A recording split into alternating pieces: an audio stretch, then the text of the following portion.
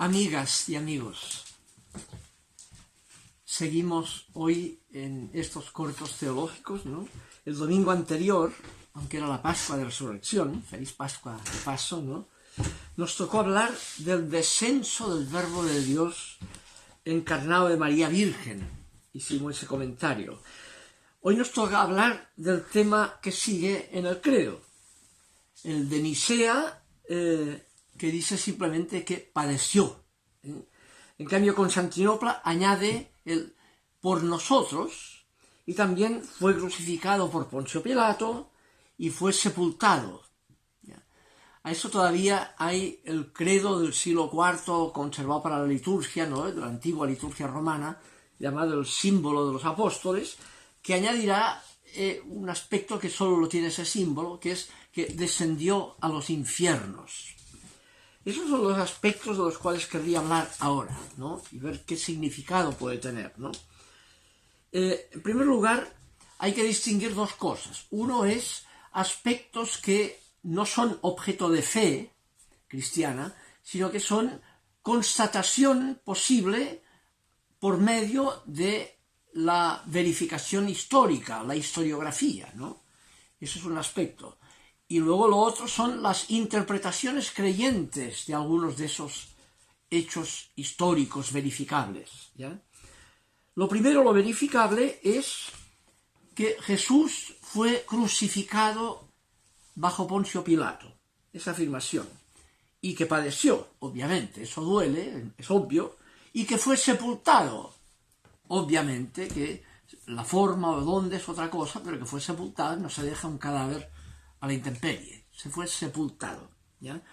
Veamos esto. En primer lugar, el que fue crucificado bajo Poncio Pilato es una constatación que tenemos conservado en diversos textos de los anales romanos, independientes de la fe de los cristianos, y también de la historiografía judía. Del texto romano, el más famoso es uno del año 115, en la obra de Tácito, el historiador romano, los anales de Tácito, dirá, hablando de la razón por la cual Nerón dictó la persecución contra los cristianos, ¿no? Porque les atribuía que habían incendiado una parte de Roma para quitarse su propia responsabilidad. Dice Tácito, comentando eso, dice, para cortar de raíz ese rumor, Nerón pretextó unos culpables que eran personas odiadas por sus delitos y a quienes el pueblo llamaba cristianos, y los entregó a los más refinados castigos. El fundador de ese nombre, un tal Cristo, había sido ejecutado bajo el gobierno de Tiberio por el procurador Poncio Pilato. O sea, entre el año 26 y el 36, el 26 fue nombrado por el imperio como procurador de Judea, Pilato, y el 36 fue destituido por una metida de pata política que hizo, que por esa razón fue destituido del cargo el año 36. Jesús fue crucificado entre el 26 y el 36. La tradición es que es más cercano al año 36, poco antes de la destitución de Pilato, que ya marca el fin de Pilato, el problema político que planteaba Judea y Galilea, ¿no? Bien, eso es lo primero. Hay un texto judío famoso, el famoso testimonio flaviano, de Flavio Josefo, un historiador que había participado en la primera guerra judía contra Roma, que escribió unos anales judíos hacia el año 90, casi contemporáneo a Jesús, aunque era judío, pero conoció algo de Jesús. Y en ese texto, que es más largo, dice que existió ese tal Jesús, que era predicador en Judea, que algunos decían que era Mesías, y llega un momento que dice, Pilato le condenó a muerte de cruz, ¿ya? Y sigue todavía, ¿no? Pero tenemos la constatación, fue crucificado, es un dato historiográfico, está incluido en el credo, pero como un dato historiográfico, no es necesario creer para afirmar eso. Es cuestión de estudiar la historia de personajes antiguos en las fuentes, ¿no? Eso es lo primero. Además, lo tenemos también en un texto, más de uno, en el Talmud de la tradición judía, obviamente contraria a la pretensión de Jesús. Pero ahí aparece también el tema, dice así el texto dentro del Talmud, el capítulo del Sanedrín, que se llama, Baraitá. La víspera de Pascua colgaron a Jesús, y el heraldo estuvo ante él durante 40 días, diciendo, va a ser lapidado, que era lo propio para la blasfemia, porque practicó la brujería y la seducción, y conducía a Israel por el mal camino. Todo el que pueda decir algo en su defensa, que venga y lo defienda. Pero no hubo nada que pudiera esgrimirse en defensa suya, y lo colgaron la víspera de Pascua. Lo colgaron. Aquí usa la palabra colgar, porque hace referencia a Deuteronomio 21-23, un texto de la Torá, que dice que es maldito de Dios el que cuelga del madero. Por lo tanto, ahí tenemos que la razón por la cual tanto los opositores contra Jesús, como era el Sanedrín, como los discípulos de Jesús, lo que marcó su perspectiva y su actitud frente a la muerte crucificada de Jesús, fue eso, fue la referencia al Deuteronomio. Es maldito de Dios el que cuelga el madero. Por eso las autoridades judías quieren que sea crucificado y lo llevan a Pilato, le cambian la causal por la cual habría sido lapidado, como Esteban, porque lo quieren crucificado, no porque quieren más sangre, como dicen el Gibson en la película, no, sino porque quieren que quede claro que no es el bendito de Dios, la pretensión mesiánica, bendito el que viene en nombre del Señor, porque un crucificado es maldito de Dios. Queda claro que no era el bendito de Dios, el Mesías, por eso la tradición del Evangelio dirá que fueron a la cruz diciéndole, si eres el Mesías, baja de la cruz, todavía tienes tiempo. Con que no bajó y murió colgado, quedó claro que era maldito de Dios, que no era el bendito de Dios. Y eso lo mismo lo ven los discípulos de Jesús. Por eso cuando llegan a Getsemaní y lo toman presos, pues lo llevan para crucificarlo, los suyos se van, quedan absolutamente decepcionados. Los tres sinópticos dicen que de los suyos no había nadie que lo acompañara o que estuviera con él. Solo algunas mujeres que solo miraban de lejos. Coinciden los tres sinópticos. El Evangelio de Lucas añade ese fragmento de los discípulos de Emaús que se van para la casa, dice era buena persona, pero Mesías no era, y que no nos pillen, nos vamos de noche a Emaús, ¿no? Y después ahí viene el tema, la interpretación creyente, tardos de corazón para comprender que era necesario que el Mesías sufriera, pero eso ya es interpretación creyente. Aquí está el dato de que fue crucificado y eso produjo la decepción de los discípulos porque era maldito de Dios el que cuelga del madero. Queda ratificado que tenían razón los fariseos al no creer que fuera el bendito de Dios, al constatar que era crucificado, o sea, maldito de Dios. Es interesante cómo él sufrió, padeció, que dicen los textos sinópticos, ¿no? Está interpretado también por los creyentes, ¿no? El evangelio más antiguo, el de Marcos, pone ese padeció en forma muy radical y pone en boca de Jesús crucificado, como última palabra, esa queja angustiada. Dios mío, ¿por qué me has abandonado? Ya, obviamente, si moría crucificado era maldito de Dios, abandonado de Dios. Además, Dios era solo Dios de vivos, no de muertos. Si muere, Dios no está en el Sheol, porque Dios es solo Dios de vivos, no de muertos, en la perspectiva judía de la época, ¿no? Y dice, pegando un gran grito, sigue Marcos, expiró. Y no lo arregla.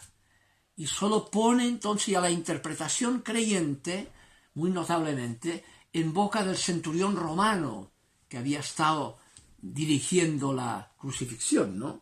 Y el centurión romano dice, al ver cómo moría aquel hombre, aquel pobre hombre, ¿no? Dijo, realmente este hombre era hijo de Dios. Y aplica la interpretación creyente puesta en boca de un incircunciso centurión romano.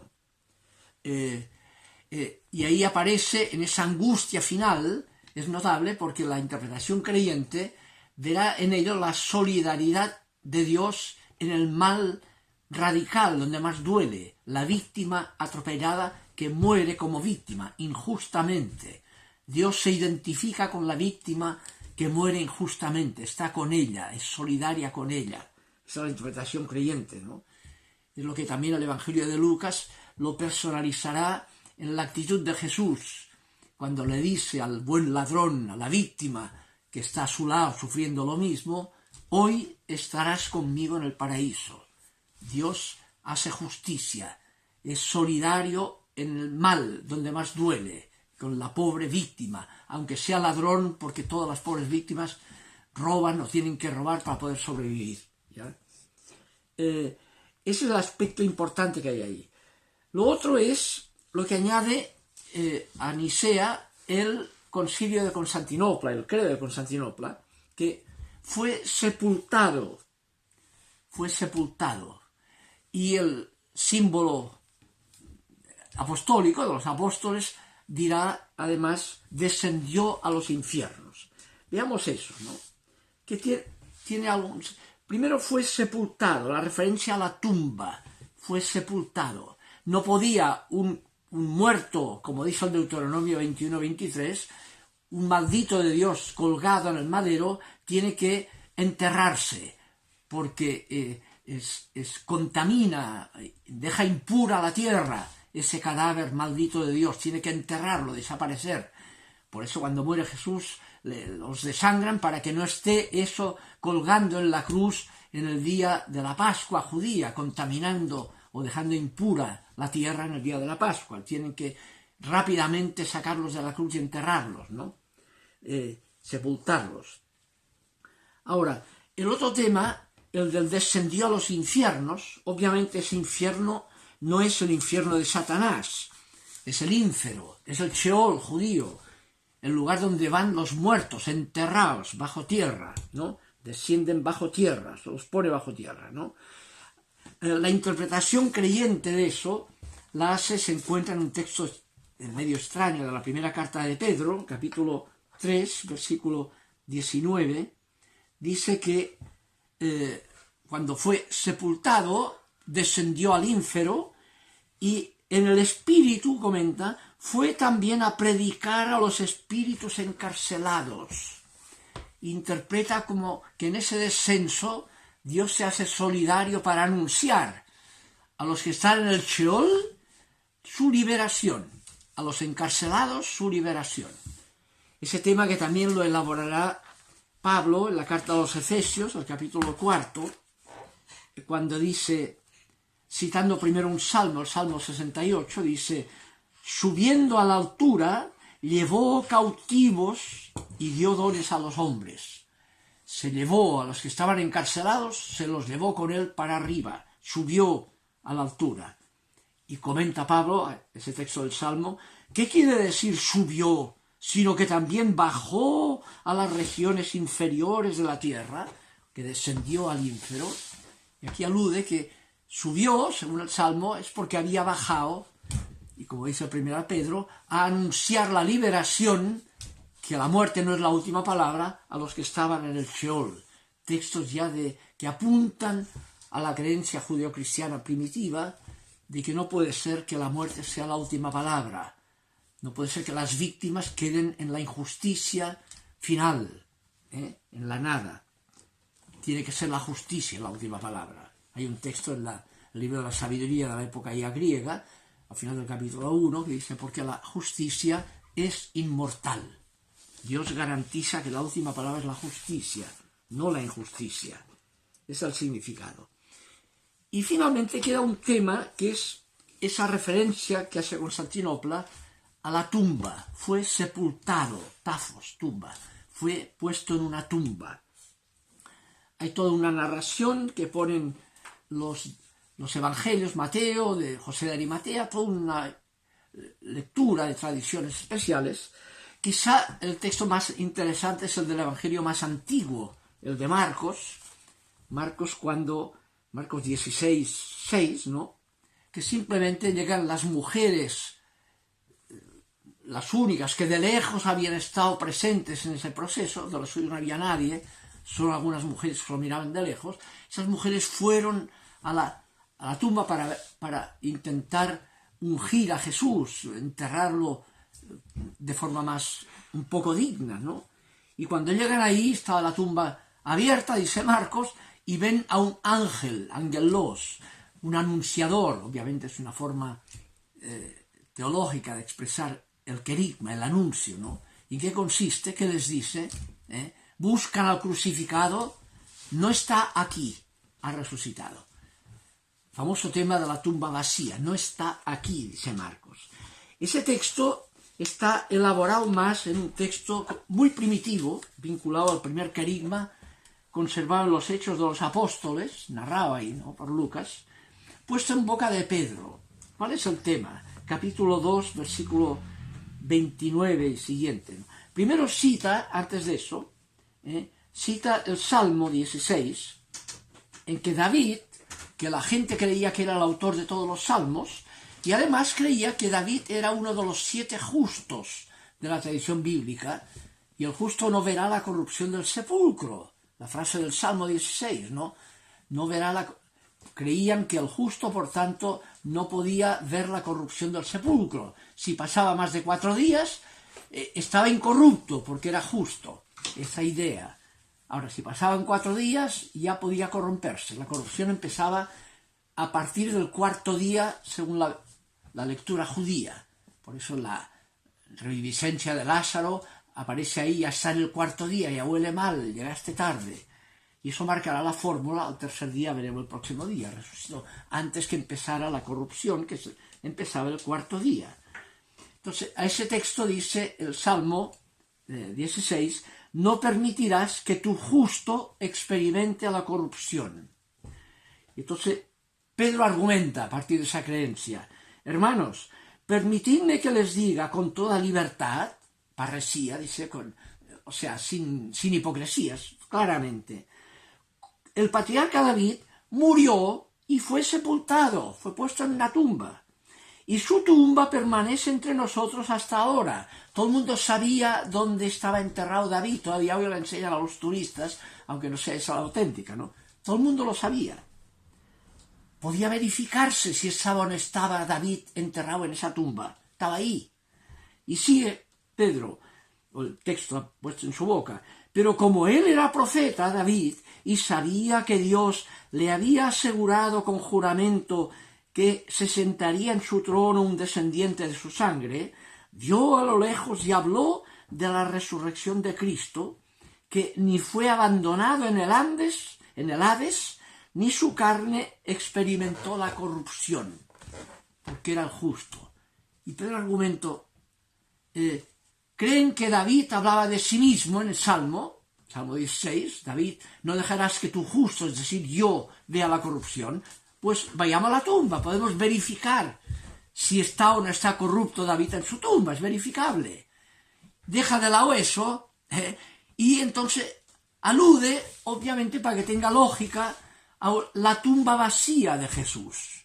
No está. Y entonces dice, y es que este era el justo que no podía ver la corrupción del sepulcro, por eso no está en la tumba. Y si no, vayamos a ver la de David, que está, se puede abrir y ver si está, y ahí se alude, se interpreta esa tumba vacía como signo visible de que resucitó.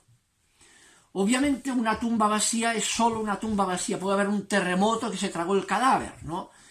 No demuestra nada, pero es un factor interesante, eventualmente por este texto alude a una experiencia de tumba vacía que de alguna manera había que explicar.